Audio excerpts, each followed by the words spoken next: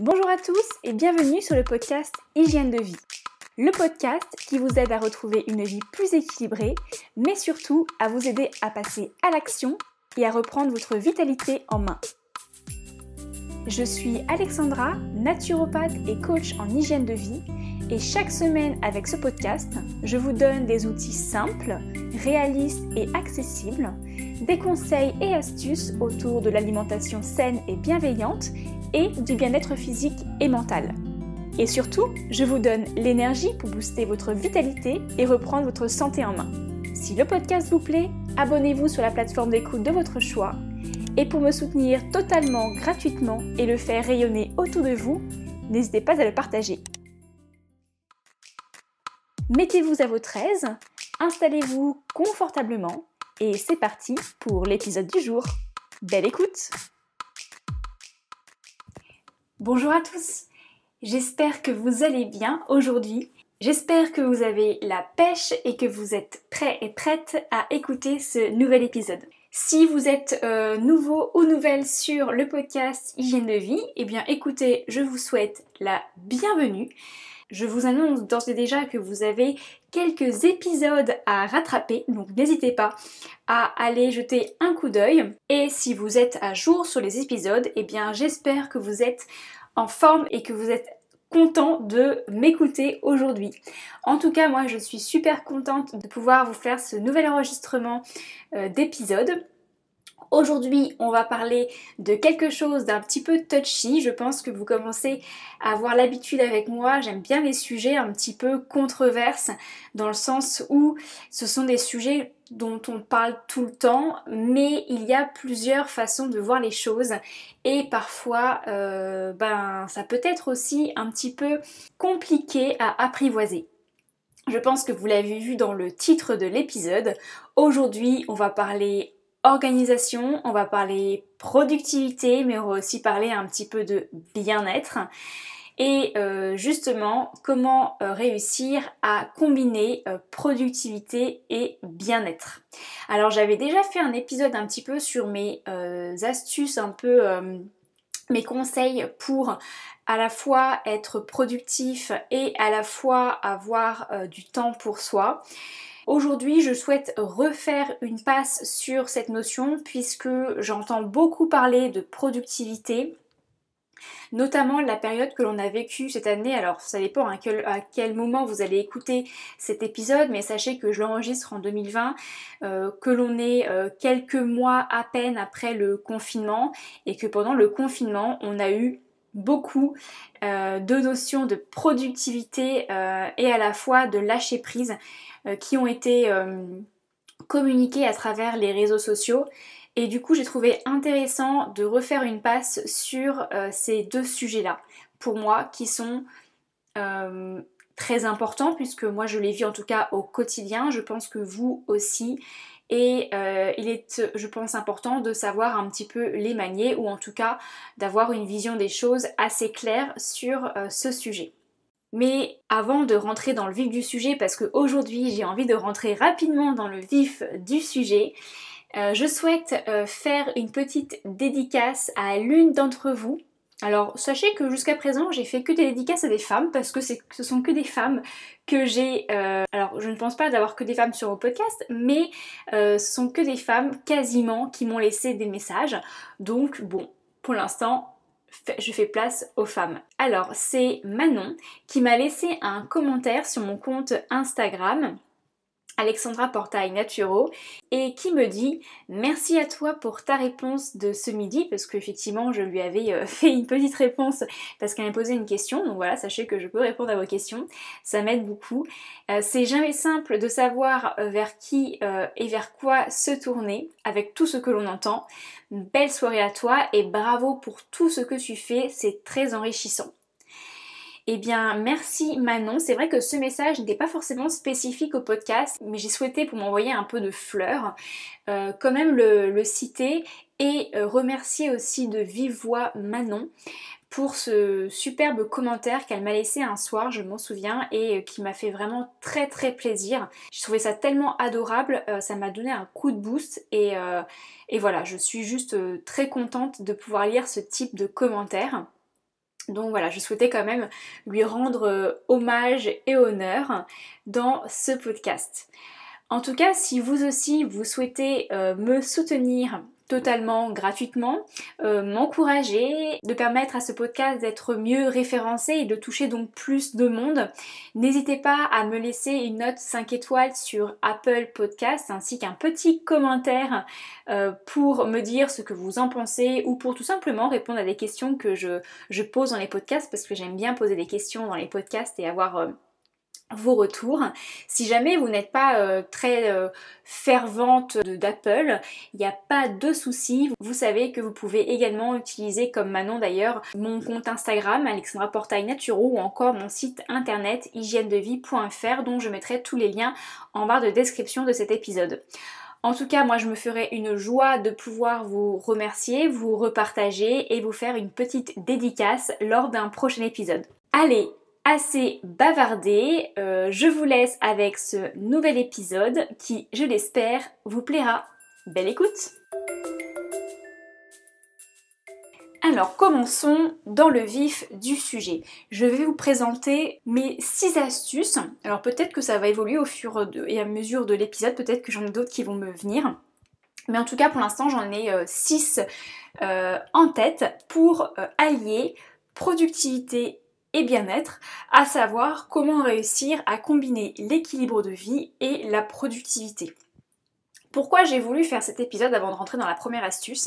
C'est parce que souvent, on veut être tellement productif que on s'en oublie un peu. On met tout sur le nombre de tâches à réaliser dans sa journée. On met tout sur le nombre d'heures que l'on doit passer devant un ordinateur, sur un bureau ou je ne sais quoi, en tout cas sur le lieu de travail, peu importe. Pensant que il faut absolument faire X heures, 5, 10, 15 heures pour créer de la valeur. Et du coup, forcément, on s'en oublie nous, on en oublie le temps que l'on peut consacrer à nos proches, à nos enfants, à notre conjoint, à notre famille, à nos amis. Bref, de là, en fait, on n'a réellement pas un équilibre de vie correct pouvant nous permettre d'avoir une vie vraiment plus apaisée et plus sereine. La notion de productivité, elle est très évoquée parce que c'est vrai que l'on est dans un monde où tout va vite, on veut faire les choses très rapidement et on veut aussi faire beaucoup. Notamment encore plus dans le monde de l'entrepreneuriat que je vis aussi moi, la course à la productivité est sans cesse puisque on a aussi cette crainte de cette notion de sécurité financière. Quand on est entrepreneur et notamment que l'on débute, si c'est peut-être votre cas, on veut aussi être rapidement rentable, pas pour une question forcément de faire de l'argent pour faire de l'argent, mais que l'on soit clair, l'argent aujourd'hui c'est aussi une manière de vivre, c'est pas une fin en soi, pas du tout, mais par contre c'est un moyen, c'est un outil pour permettre d'accéder à certaines choses, notamment pouvoir peut-être avoir de l'électricité, de l'eau qui coule dans le robinet, un réfrigérateur qui soit rempli de nourriture de bonne qualité, que je n'arrête pas de mentionner à chaque fois d'ailleurs. Donc tout ça pour dire que la notion de sécurité financière, notamment quand on est entrepreneur, elle est quand même omniprésente. Et justement, quand on n'est pas en train de travailler réellement, quand on n'est pas en train d'être comme on pense productif, c'est-à-dire à faire plein de choses, on a l'impression que l'on ne fait pas croître notre entreprise et on a l'impression qu'on perd de l'argent ou en tout cas on ne se donne pas tous les moyens pour pouvoir en gagner. Là, j'ai pris le cas des business, on va dire, des entrepreneurs, mais pour les salariés, c'est un peu la même chose. On fait toujours des to-do list à rallonge et puis après, on fait aussi des to-do list à rallonge pour l'aspect ménager à la maison. Et en fait, on fait des to-do list surtout qui concernent beaucoup l'extérieur, mais pas forcément beaucoup notre soi. C'est là un peu le risque et le danger de la productivité, à vouloir faire beaucoup de choses pour les autres, pour l'extérieur, et bien derrière en fait le bien-être en prend vraiment un coup. Et au final, ce que je souhaite vraiment dire, pour finir cette grosse introduction, c'est que finalement, si vous n'êtes pas bien, si vous n'êtes pas en forme, si vous n'êtes pas bien dans vos baskets, pardon, derrière, de toute façon, si jamais vous êtes entrepreneur, votre business n'ira pas bien loin. Parce qu'au final, c'est vous qui êtes à la commande de votre entreprise. Donc s'il n'y a plus personne à la commande de l'entreprise, qui va la faire tourner? Donc en fait, c'est très important de savoir se recentrer et de savoir bien dissocier les choses. Je ne dis pas qu'il faut forcément dissocier la vie perso de la vie professionnelle, puisque je pense aussi qu'il faut être réaliste et qu'on est dans un monde où les deux, la limite est très très faible. Et après, en soi, c'est pas grave, hein. Il faut juste savoir aussi quelle est sa propre limite, tout simplement.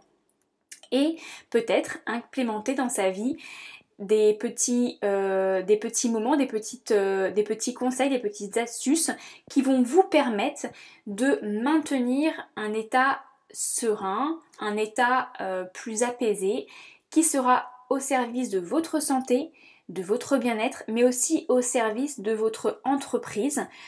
Et puis si vous n'êtes pas entrepreneur, c'est pas grave, loin de là, au service également de votre entourage. Alors, concrètement, comment moi je fais? Alors ce sont mes conseils à moi, après je vous laisse libre de les appliquer ou de ne pas les appliquer. Et d'ailleurs, si vous en avez d'autres, je serais ravie que vous puissiez me les partager, donc soit par commentaire sur Apple, soit par commentaire Instagram. N'hésitez pas, moi je serais vraiment très ravie d'en savoir un peu plus sur vos habitudes, vos propres conseils. Je pourrais également les repartager auprès de la communauté pour en faire bénéficier d'autres, puisqu'au final l'intérêt c'est de faire grandir un peu la boîte à outils de l'hygiène de vie et que chacun et chacune puisse piocher son outil au moment où elle en a besoin. Alors, ma première astuce, c'est de ranger son espace, puisque je ne sais pas si ça vous fait ça, mais d'avoir un espace rangé permet d'avoir un cerveau, j'ai envie de dire rangé, et avoir en fait un esprit apaisé.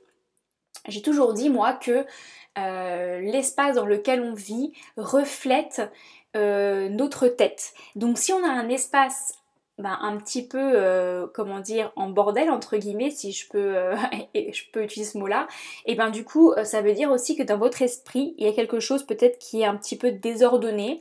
Alors je ne dis pas du tout que vous êtes fou ou vous êtes folle, hein, loin de là, mais peut-être qu'il y a besoin de faire un petit peu de ménage dans votre esprit. Il y a trop de choses qui l'encombrent. Vous êtes peut-être sujet à un surmenage. Et du coup, le fait de ranger votre espace, on va dire, extérieur, va aider à ranger votre espace intérieur. Et si votre espace intérieur est mieux rangé, d'une part, vous allez vous sentir mieux mentalement, donc ça c'est un bienfait sur le bien-être immédiat, mais aussi vous allez pouvoir y voir un petit peu plus clair sur votre travail notamment, et donc avoir une meilleure productivité entre guillemets, même si je n'aime pas trop ce terme là parce que productivité veut dire vraiment faire beaucoup, mais en tout cas vous allez pouvoir faire les choses que vous avez prévu de faire et dans la qualité escomptée. Donc voilà pour ma première astuce. Ma deuxième astuce, c'est de savoir vous déconnecter, notamment vous déconnecter de vos emails. Il faut savoir que les emails jouent un rôle assez important dans notre vie professionnelle, mais ils peuvent aussi vite envahir notre quotidien. Et du coup, dans ce contexte-là, si vous pouvez consacrer un créneau quotidien uniquement consacré à la lecture de vos emails, ça vous permettra de vous libérer aussi l'esprit le restant de la journée.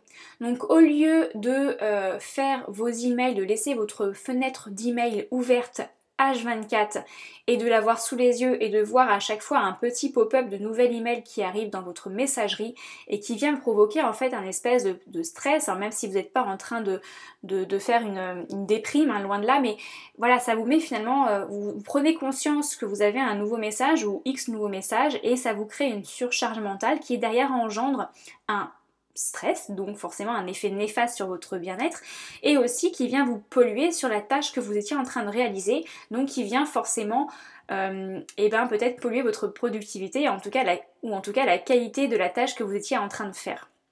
Donc, de pouvoir réserver un créneau quotidien, voire peut-être 2 créneaux quotidiens consacrés uniquement à vos emails. Moi je sais par exemple, j'aime bien faire ça le matin et puis j'aime bien faire ça en fin de journée. Peu importe, en tout cas 2 à 3 créneaux, ça dépend de mes journées.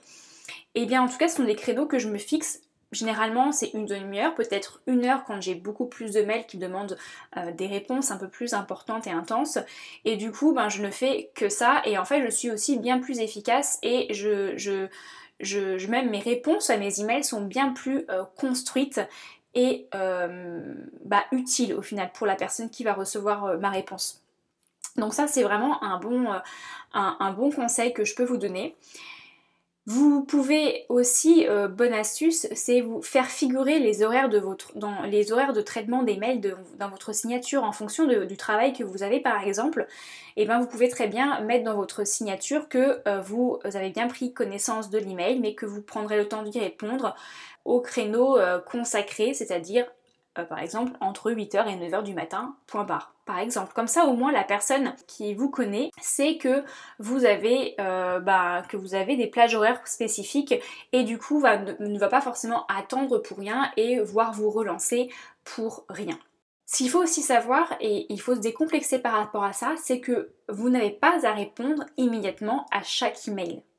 Normalement, s'il y a vraiment une urgence, les personnes qui vous envoient un email, normalement ils peuvent aussi vous joindre de manière différente.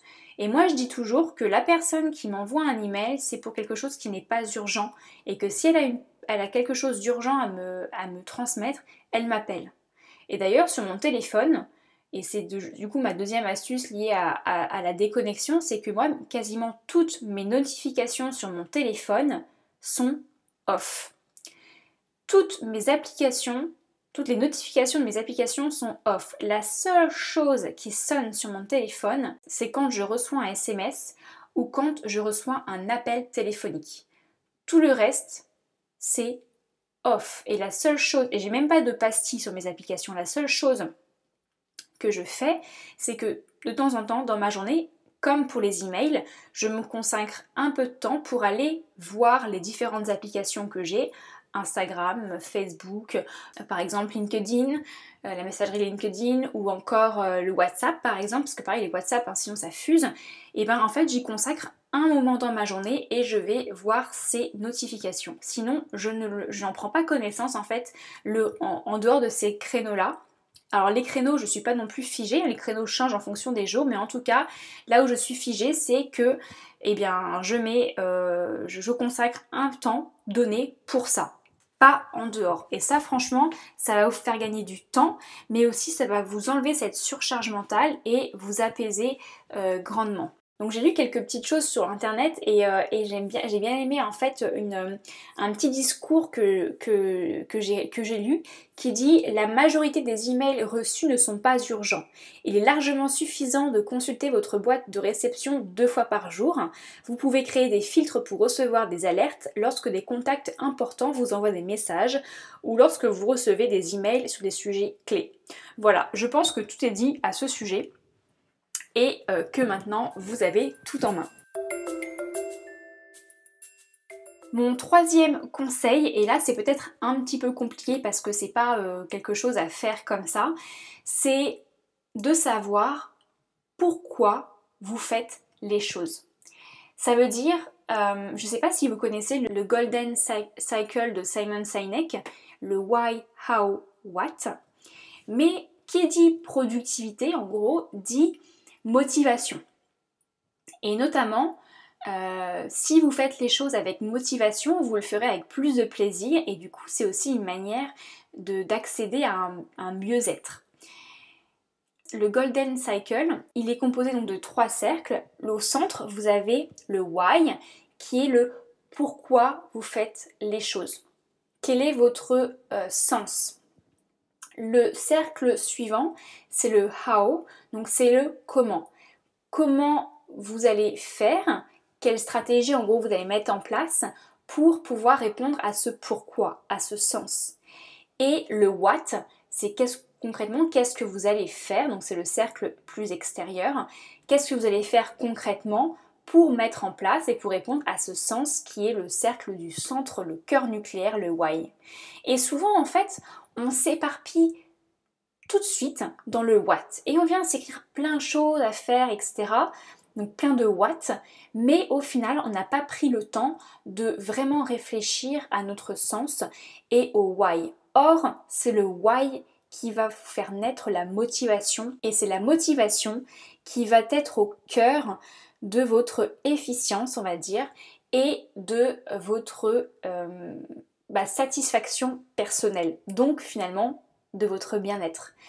Et c'est là où je pense qu'il est très intéressant quand on parle de productivité et de bien-être. Pour moi, c'est là en fait la clé, c'est que à partir du moment où vous faites les choses qui ont un sens pour vous, que vous avez défini votre pourquoi, dans ce cas, je pense que c'est à ce moment-là que la productivité ne va pas à l'encontre de votre bien-être.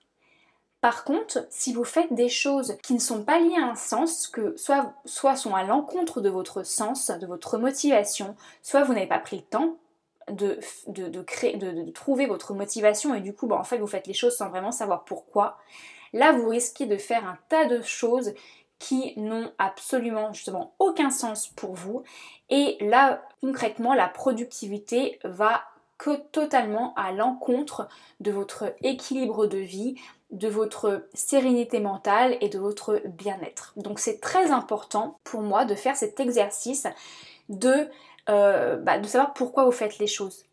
Alors comme c'est compliqué à faire, ce que je peux vous proposer de faire par exemple, c'est que la prochaine fois que vous notez des choses à faire, qui sont les what, mettez-vous à côté le pourquoi. Par exemple, je prends des choses très basiques, mais par exemple, je dois faire les courses. Ok, pourquoi je dois faire les courses? Parce que je dois faire les courses, c'est quand même pas quelque chose de très, très sympa. Enfin, en tout cas, ça peut être vu comme une tâche un peu chiante, j'ai envie de dire. Mais à partir du moment où vous prenez le temps de mettre un pourquoi, tout de suite, vous allez être beaucoup plus motivé à les faire. Par exemple, faire les courses, parce que j'ai envie de bien manger, d'avoir des choses bonnes dans mon réfrigérateur, de bien manger, de prendre du plaisir en mangeant et de faire du bien à mon corps. À partir du moment où vous partez faire vos courses avec ce why là, vous allez voir, vous n'allez pas du tout appréhender les choses de la même manière. Par exemple, faire une activité sportive où je dois aller courir comme checkpoint de votre to-do list. Ça c'est un what. Ok, quel est votre why derrière?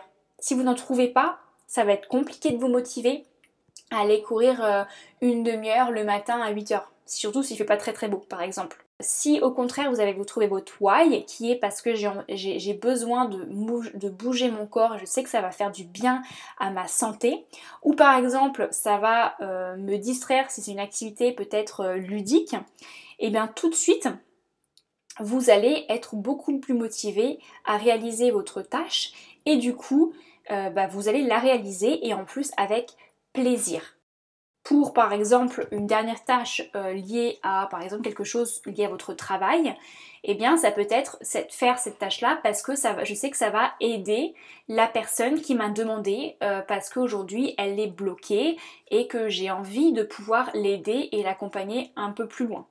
Et pas uniquement faire je dois faire cette tâche-là qui peut-être n'a aucune valeur pour moi aujourd'hui, pour le travail que je fais. Par contre, voilà le pourquoi il est clair.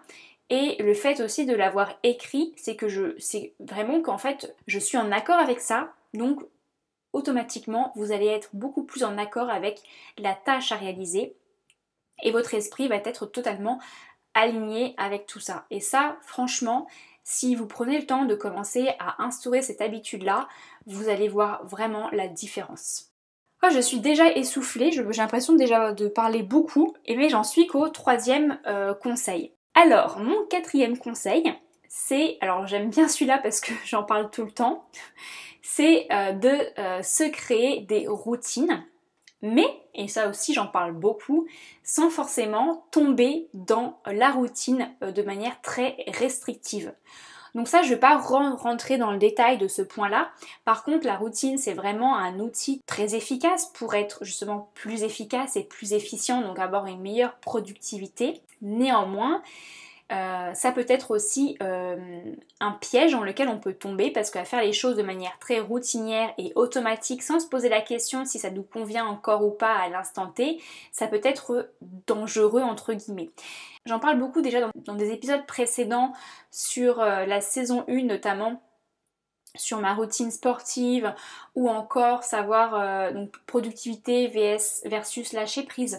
J'en parle pas mal de ces notions-là sur la routine.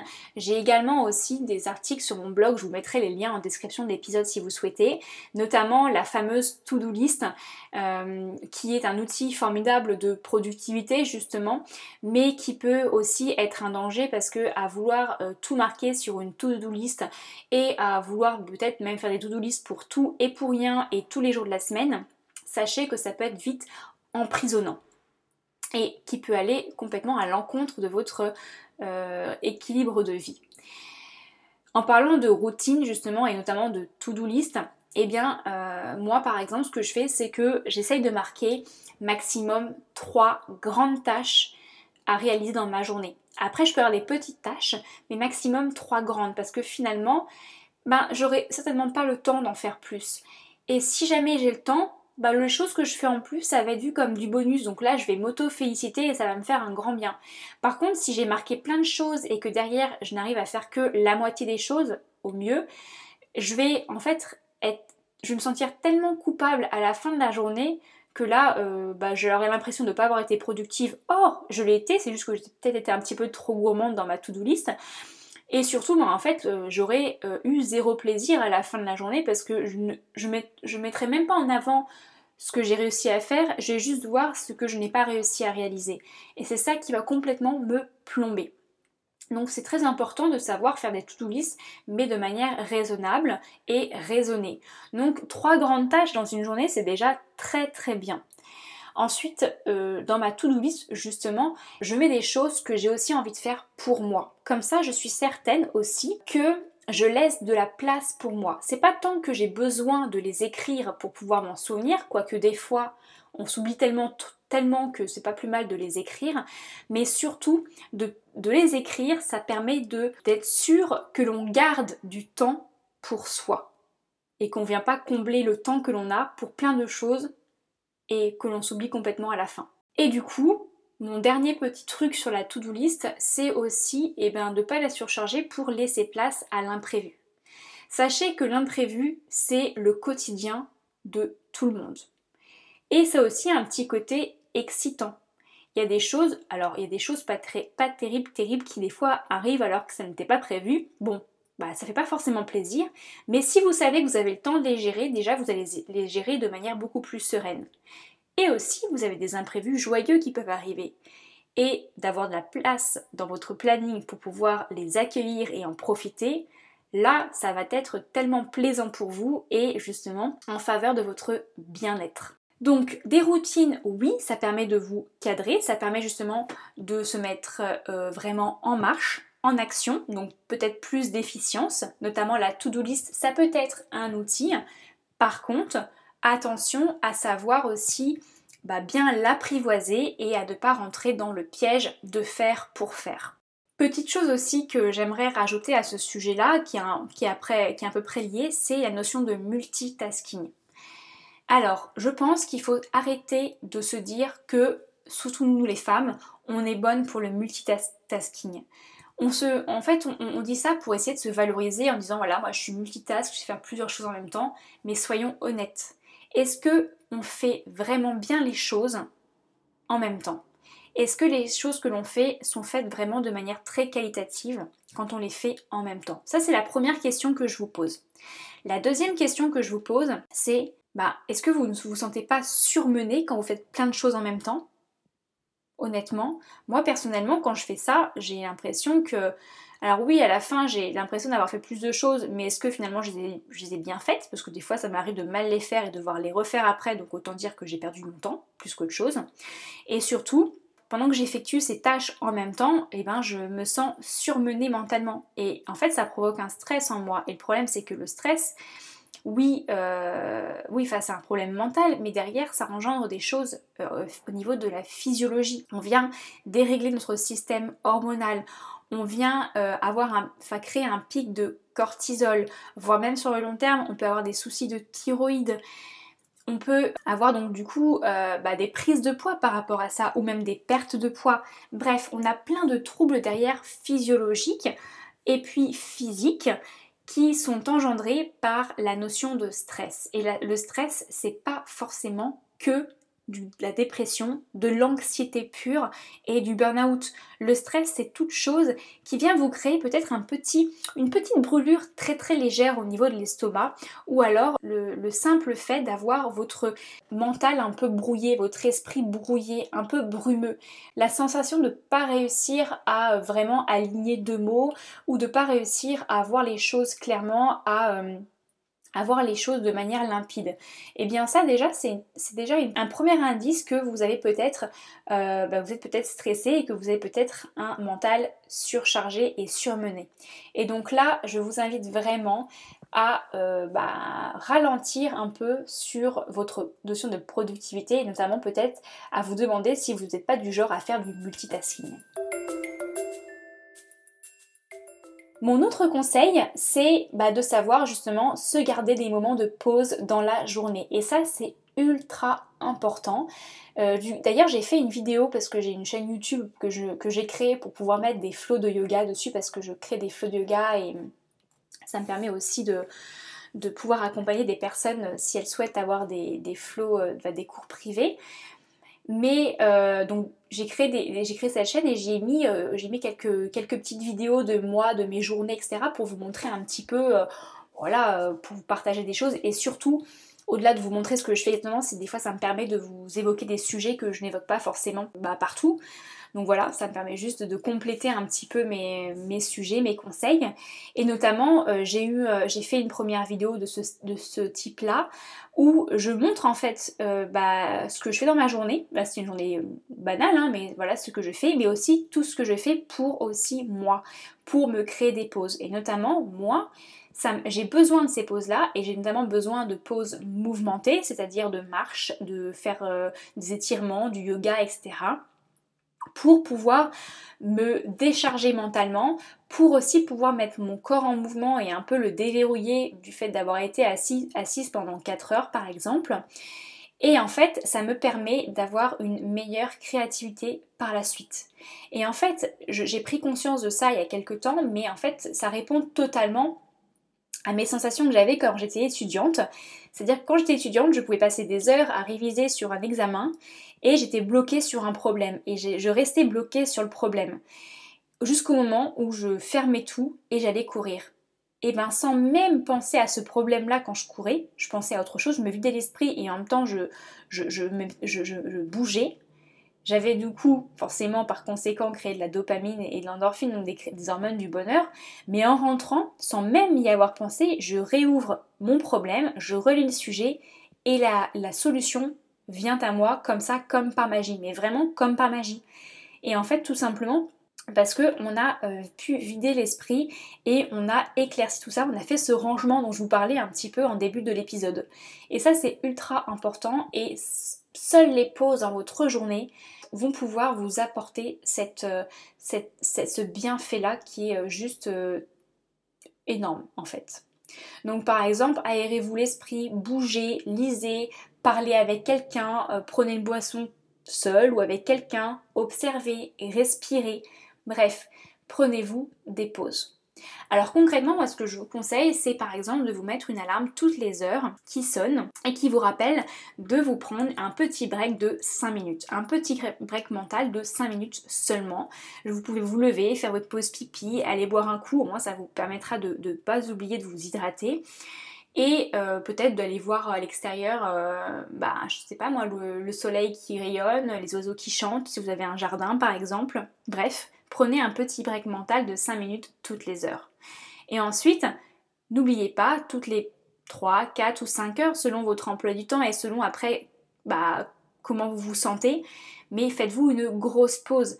Mais quand j'ai une grosse pause, c'est prenez-vous une heure de pause, allez bouger par exemple, allez faire votre activité sportive, allez faire votre sortie shopping, je sais pas, mais bref, changez-vous d'air et avec un vrai break pour le coup mental et physique, changez d'environnement aussi, ne restez pas à votre bureau et allez voir ailleurs, allez voir quelqu'un peut-être, bref, mais faites quelque chose et ça franchement toutes les 4 heures, moi je trouve que c'est vraiment un bon rythme pour ça. Donc voilà, vous créez des vraies pauses dans votre journée, il ne faut pas les prendre comme des contraintes, ça va vous faire vraiment un bien à vous, mais ça va aussi vous faire un bien à votre travail puisque vous allez revenir avec vraiment la forme et une plus grande créativité. Donc là c'est typiquement vraiment l'astuce en efficience, productivité et bien-être. Et la dernière chose que je souhaitais, dont je souhaitais vous parler, et peut-être que je ne vais pas me faire que des amis, c'est de tenter en tout cas, et en tout cas de limiter le café. Partout dans le monde d'ailleurs, le café s'impose un peu comme la boisson énergisante de choix depuis des centaines d'années je pense. Il y a beaucoup de professionnels, donc moi je le sais, hein, j'ai vécu quand même, enfin j'ai été quelques années salariée, même plusieurs années salariée, donc je sais que ça se passe comme ça. On commence la journée avec entre collègues avec une tasse de café, voire deux. Si en plus on n'a pas pris une avant d'aller au boulot. Puis ensuite on s'en prend une autre, pour le coup là les breaks on les a, on s'en prend une autre l'après-midi, puis une autre à midi, puis une autre tasse l'après-midi, enfin bref, on a vraiment souvent une consommation assez régulière et excessive du café. Or, le café n'est pas énergisant, le café est un excitant. Le café peut augmenter votre tolérance aux effets stimulants, et à terme, nous avons besoin de plus de café pour se sentir éveillé. Donc en fait, on crée une vraie dépendance à la caféine, voire à la théine. La théine, c'est un effet aussi similaire. Au contraire de ça, l'eau permet d'hydrater le cerveau et nous aide donc à réfléchir plus rapidement, à être beaucoup plus vif, à être beaucoup plus concentré et à être beaucoup plus créatif. Le café, même si c'est composé d'eau, n'est pas hydratant. Le café est un déshydratant puisque la caféine va vous déshydrater. Sachez que l'eau, donc il y a une enquête qui a été réalisée par des chercheurs à l'université de Londres Est et qui a montré qu'un niveau d'hydratation adéquat entraînait un gain de productivité de 14%. Mais en fait, c'est pas très surprenant quand on sait que le cerveau est composé de 85% d'eau. Donc si jamais vous manquez d'eau, vous avez forcément moins d'énergie et vous êtes forcément plus fatigué. Donc si vous vous sentez moins énergique et plus fatigué, ce n'est pas d'un café dont vous avez besoin, c'est d'un verre d'eau. Vraiment. Après, vous avez également des boissons qui sont énergisantes, pour le coup, qui ne sont pas excitantes, comme le matcha, qui est un thé vert par exemple, ou le moringa, qui est aussi une boisson énergisante. Donc ça, vous pouvez en trouver facilement en magasin bio, ou alors, moi je sais que j'aime bien la marque Amoseeds, qui est une marque française qui distribue des produits bio assez sympa, comme par exemple le moringa et le matcha. Je vous mettrai un lien si vous voulez en barre d'infos vers les produits en question. Et pour le coup, ce sont des boissons très intéressantes puisqu'elles ont vraiment un effet énergisant et non pas excitant comme le café et le thé.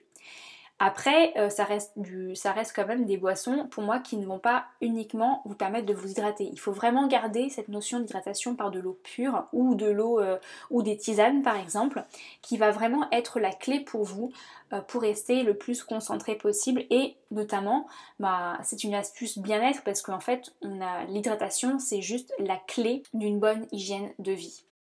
Donc voilà pour les conseils que je voulais vous partager aujourd'hui. Des conseils qui vous permettront à la fois de gagner en efficience, puisque je pense que je vais arrêter de parler de productivité. Je trouve que c'est un terme un petit peu galvaudé et justement qui amène à réaliser plein de tâches les unes après les autres sans forcément justement avoir pensé au sens et à vouloir vraiment être à la course au nombre de tâches. Donc ça c'est vraiment pas le message que je souhaite passer et c'est vraiment pas la chose que je souhaite vivre moi dans ma vie déjà. Donc je vais plutôt vous parler de bons rapports entre efficience et bien-être, réussir vraiment à trouver un équilibre adéquat. J'ai pas envie de dire non plus un bon équilibre parce que chacun son équilibre, mais en tout cas trouver un équilibre adéquat qui va vous permettre de vous sentir à la fois justement efficiente dans votre travail, faire les choses dont vous avez besoin, qui vont pouvoir vous faire qui vont vous permettre de créer de la valeur comme vous le souhaitez le faire, puisque je pense que c'est ça aussi la motivation, le moteur principal, c'est de créer de la valeur pour soi et pour les autres, mais sans empiéter sur votre bien-être et au contraire qui vont pouvoir aussi être des alliés bien-être. Donc pour terminer l'épisode, je vais rapidement vous résumer les quelques conseils que je viens de vous partager. Le premier, c'est de ranger son espace extérieur pour pouvoir ranger son espace intérieur. Le deuxième conseil, c'était de savoir vous déconnecter, notamment de vos emails et de vos notifications sur votre téléphone, et de vous créer des moments dédiés pour traiter tous ces messages, aussi bien les messages de la boîte mail que les messages de vos réseaux sociaux par exemple. La troisième chose, c'est de savoir pourquoi vous faites les choses et de ne pas uniquement vous créer des watts, mais bien associer à un watt votre why. Ça veut dire bien associer à une tâche le pourquoi vous voulez faire cette tâche-là et du coup qui va vous engendrer la motivation réelle à réaliser cette tâche-là et donc du coup va vous permettre de prendre beaucoup plus de plaisir. Et peut-être que justement ça va vous permettre d'enrayer des choses puisque les choses que vous y marquez mais pour lesquelles vous ne trouvez pas de pourquoi, de vrai sens, eh bien rayez-les et supprimez-les tout simplement. La quatrième chose, c'était de savoir se créer des routines sans pour autant non plus tomber dedans. Notamment la fameuse to-do list, en ayant une to-do list raisonnée et raisonnable, qui laisse la place aux tâches professionnelles comme aux tâches personnelles, et quand je dis personnel, c'est aussi ultra personnel, le soi, le moi, laisser la place à l'imprévu également. Attention au multitasking, n'est-ce pas ? La cinquième astuce, la cinquième chose, c'était de savoir se garder des moments de pause dans la journée, des mini-pauses et également des grandes pauses, tout simplement pour vous aérer vous et vous libérer de votre charge mentale, mais aussi pour une meilleure créativité par la suite dans votre travail. Et enfin, la dernière chose, c'est de savoir bien de trouver les bonnes boissons, notamment de limiter au maximum le café qui est excitant et déshydratant et non pas énergisant et hydratant, et plutôt favoriser une bonne une bonne hydratation avec de l'eau infusée, des tisanes, etc. qui seront des gestes bien-être et santé bien plus favorables pour vous et pour votre travail que le café. Eh bien voilà, je pense avoir fait le tour des sujets que je souhaitais aborder aujourd'hui dans cet épisode. En tout cas, si vous avez la moindre question, n'hésitez pas à m'en faire part en commentaire. Je vous rappelle également que j'ai créé des e-books que j'ai voulu accessibles à toutes et à tous sur des sujets comme l'immunité, la nutrition, donc l'alimentation santé et énergique. J'ai également créé un e-book sur des boissons santé d'ailleurs, si vous voulez vous hydrater et vous faire plaisir en même temps, et de connaître en plus les bienfaits de cette boisson-là. Donc n'hésitez pas, ils sont sur mon site internet hygiènedevie.fr, je vous mettrai le lien en description également. Je les ai voulus agréable à lire, également simple tout en étant complet, un vrai livre de chevet pour vous. Bref, n'hésitez pas à aller jeter un petit coup d'œil. Si vous avez aussi un besoin d'accompagnement par exemple, que ce soit en consultation ou sous forme de coaching plus long terme, eh bien je serai ravie de pouvoir vous accompagner sur un sujet de votre choix qui soit très naturopathie que bien plus sur du développement personnel, de l'organisation, etc. N'hésitez pas, je serai vraiment ravie de pouvoir vous venir en aide. Je pense que seul on va vite, à plusieurs on va plus loin. C'est un peu, je crois que c'est ça l'expression, la citation. Et bien des fois on a besoin d'être un petit peu accompagné au départ pour pouvoir aller plus loin dans son cheminement personnel, et c'est une histoire d'investissement sur soi tout simplement. En tout cas, je vous remercie infiniment pour votre écoute si vous avez eu le courage de rester jusqu'au bout de cet épisode. Je suis ravie de voir que le nombre de téléchargements augmente de jour en jour. Ça me rassure et j'espère vraiment que cet épisode vous aura plu comme tous les autres d'ailleurs. Mais avant de vous quitter et de nous quitter, j'aimerais vous lancer un petit défi, c'est d'essayer d'implémenter dès que possible, j'ai envie de dire dès demain, un des conseils que je viens de vous exprimer et de me dire en commentaire ou par mail, bref, comme vous voulez, d'ici quelques semaines, le bienfait que vous aurez pu en ressortir. D'ailleurs, si vous avez vous-même, comme je le disais en début d'épisode, d'autres conseils, n'hésitez pas à me les partager, que je puisse également les repartager auprès de la communauté hygiène de vie. Si l'épisode vous a plu et qu'il pourrait d'ailleurs intéresser d'autres personnes, n'hésitez pas à le diffuser, à l'envoyer à vos proches, à vos amis, par exemple à vos collègues. Vous pouvez le partager facilement sur Instagram en faisant une copie d'écran de votre épisode, de l'épisode que vous écoutez, et en me taguant Alexandra Portail Naturo. Je me ferai un plaisir de pouvoir du coup vous remercier puisque je serai au courant et de vous repartager en retour. Je pense que c'est toujours chouette de pouvoir créer des liens comme ça même à distance. En attendant, je vous dis à très vite dans un prochain épisode. Ciao!